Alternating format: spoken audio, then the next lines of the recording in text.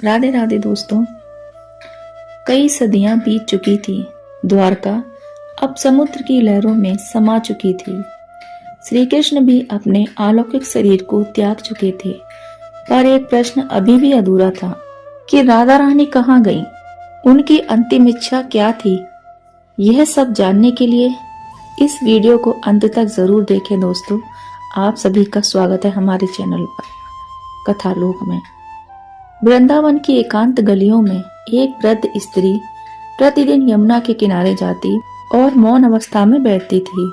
उसका नाम कोई नहीं जानता था, लेकिन हर कोई उसे राधा माई कहकर पुकारता था। कोई नहीं जानता था कि यह वृद्ध वास्तव में राधा रानी ही थी, जिनके नाम पर युगों ने प्रेम को पहचाना था। उस दिन जैसे ही सूर्यास्त हुआ, राधा माई तुलसी के पास बैठी और आंखें बंद करके बोली, प्रभु मैं तैयार हूँ, लेकिन जब तक आप स्वयं मुझे नाम लेकर ना बुलाएं, मैं इस शरीर को नहीं त्यागूंगी।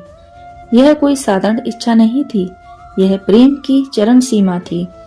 उसी क्षण कृष्ण ब्रह्मलोक में बैठे अपनी आंखें बंद करते हैं और राधा की पुकार सुनते हैं।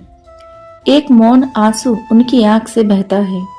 रात्रि का समय था, वृंदावन की कुंजों में सन्नाटा था।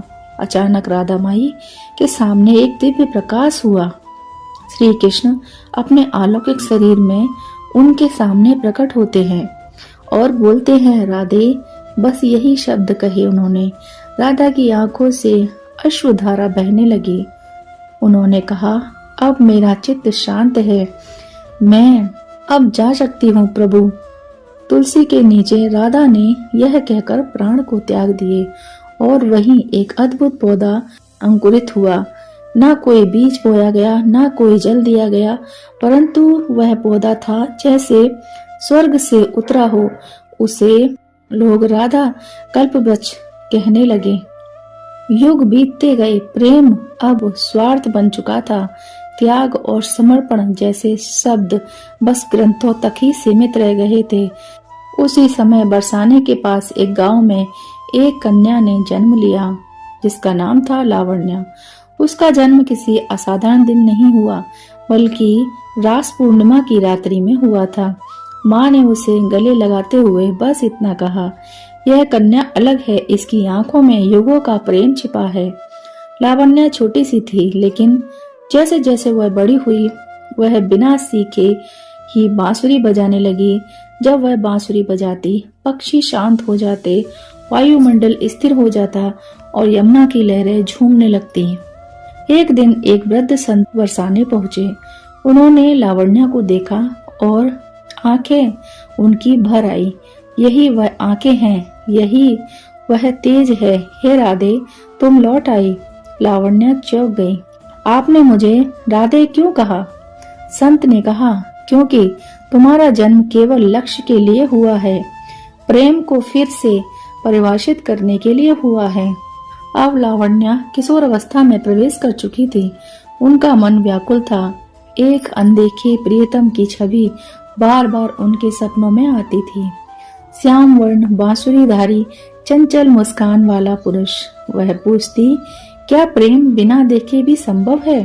एक दिन संत ने उसे बताया, श्री कृष्ण पुनः अवतरित हो चुके हैं प्रिय।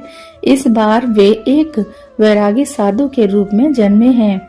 नाम है दयानंद, परंतु उन्हें पहचानना तुम्हारी परीक्षा है। दयानंद हिमालय में रहते थे। वे लोगों को प्रेम और आत्मा के मिलन का ज्ञान देते थे।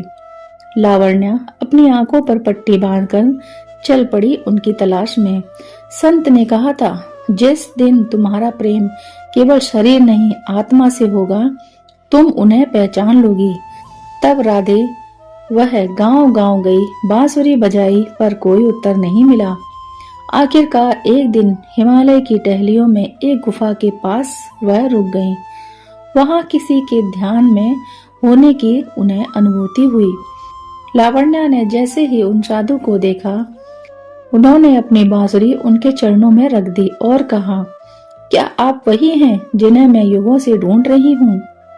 गुफा से वह बांसुरी की धुन निकली, वही धुन जो उसे सपने में आती थी। दयानंद ने उसकी आंखों से पट्टी खोली और कहा, राधे, इस बार भी तुमने मुझे तन से नहीं आत्मा से पहचान लिया। थोड़ा समय बीतता गया और उनके मिलन पर समाज में चर्चा होने लगी। प्रश्न उठने लगे कि क्या एक साधु और एक कन्या का प्रेम उचित है। तब लावण्या ने राजसभा में खड़े होकर कहा, प्रेम केवल देह का नहीं, आत्मा का मिलन है। जो प्रेम देह से शुरू होकर देह पर ही खत्म हो वह प्रेम नहीं, वासना होता है। और जो प्रेम आत्मा से शुरू होकर समर्पण तक पहुँचे वही सच्चा प्रेम होता है। राजा ने कहा, मैं इस प्रेम को स्वीकार करता हूँ और यह प्रेम हमें धर्म और वास्तविक अर्थ को समझाता है। राधा और कृष्ण का यह पुनर्जन्म एक नई चेतना का संदेश बन गया।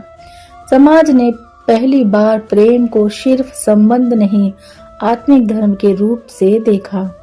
अब प्रेम कोई पाप नहीं बल्कि पावन बन गया था। दोस्तों, अगर यह कहानी आपको अच्छी लगी हो तो वीडियो को लाइक जरूर करें, चैनल को सब्सक्राइब करें। दोस्तों और मित्रों के साथ वीडियो को शेयर करना ना भूलें। मिलते हैं ऐसी ही जानकारी के साथ। राधे राधे।